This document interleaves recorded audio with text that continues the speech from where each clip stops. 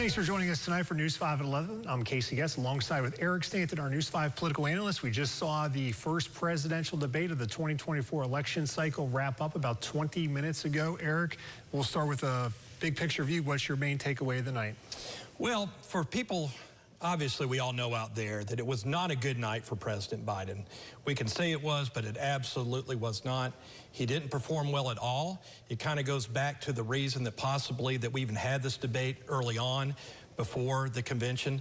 It may have been a way to test to see if he's going to be able to withstand an election cycle, to be able to finish this fourth quarter race and to be able to continue for another 4 years as president.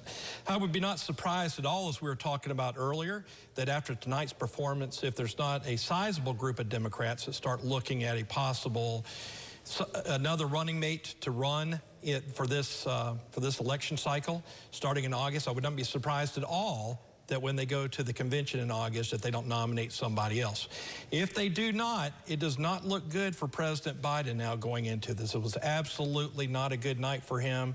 He didn't do well. He fumbled, he bumbled, and just did not look well at all. So, Casey, it's unfortunate for him. And you touched on the timing of this. I think a lot of people were surprised. Why are they debating in the end of June before either convention? But you say the Democrats were the ones pushing for this prior to the conventions. Why was that? Absolutely. And the reason why they were pushing for it, again, is I think it was just to test out their candidate. Because this was what the Democrats were pushing for this. They were pushing for the format that we had tonight with the no audience, with the microphones being muted, stuff of that nature. The cards were definitely stacked in President Biden's favor tonight. And unfortunately, he just did not have the performance that he was hoping to have or that others were helping him to have. Now, I say that and I remind all the Republicans out there that Democrats are very, very, very good at getting the vote out and motivating their voters. Republicans are not.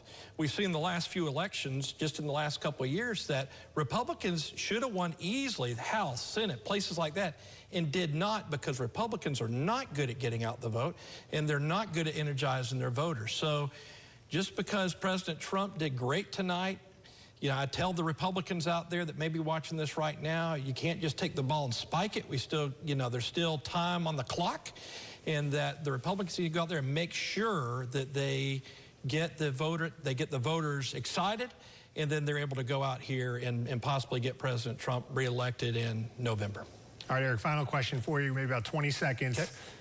Who do you believe, again, just your opinion, who do you believe the vice president nominee will be for former President Trump? He has yet to announce it. That's a great question. I think he's going to be announcing it here in the next week or so, maybe sooner. And I think it's going to be whoever can bring the most to the table. So, for example, if you got Senator Rubio in Florida, he could bring some Hispanic vote, but he could also bring Florida. In South Carolina, we got Tim Scott, who's excellent, can bring the African-American vote, stuff of that nature. So it's going to be whoever can bring the most to the table. In Ohio, you know, we got a great senator up there that could bring some votes, and possibly, but it's going to come down to that. It's going to bring down to who can bring the most to the table, and most importantly, who can be possibly the next president in 4 years. All right, Eric, thank you so much for your time tonight. We will see you, I'm sure, down the line here as we're just in the early stages leading up to the November election. As for more in tonight's debate, here's national correspondent Matt Gelka. The highly anticipated rematch had never happened before, a current president locking up with a former one on the debate stage. Both Joe Biden and Donald Trump tried to make the case that their records make them worthy of another term. There were plenty of issues to talk about. The candidates were hit with a question about inflation to start. I got to take a look at what I was left when I became president and what Mr. Trump left me. We had an economy that was in free fall. The pandemic was so badly handled. Many people were dying. All he said was, it's not that serious. Just inject a little bleach into your arm. You'll be all right. The economy collapsed. There were no jobs. Unemployment rate rose to 15%. He also said he inherited 9% inflation. No, he inherited almost no inflation, and it stayed that way for 14 months. And then it blew up under his leadership because they spent money like a bunch of people that didn't know what they were doing, and they don't know what they were doing. Then it was abortion, with Donald Trump taking credit for the Supreme Court justices who overturned Roe versus Wade. The Supreme Court just approved the abortion bill, and I agree with their decision to have done that, and I will not block it. Every legal scholar throughout the world, the most respected, wanted it brought back to the states. I did that. Now the states are working it out. The idea that states are able to do this is a little like saying we're going to turn civil rights back to the states. Let each state have a different rule. The two also trading jabs over the border crisis and the Russia-Ukraine and Israel-Hamas wars.